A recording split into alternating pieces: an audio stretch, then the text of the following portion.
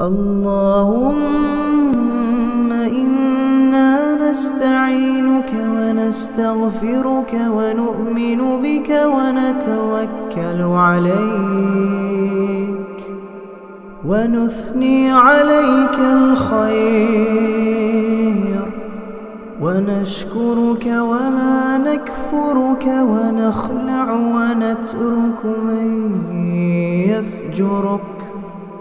اللهم إياك نعبد ولك نصلي ونسجد وإليك نسعى ونحفظ ونرجو رحمتك ونخشى عذابك، إن عذابك بالكفار ملحق.